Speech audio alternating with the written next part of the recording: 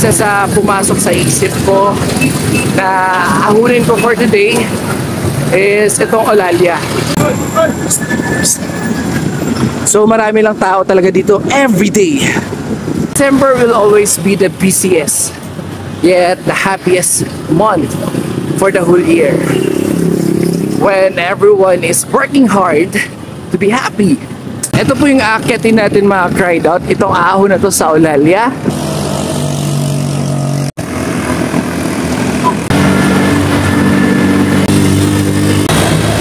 Maabot po ito ng 12% gradient. At halos siguro mga 2 kilometro din.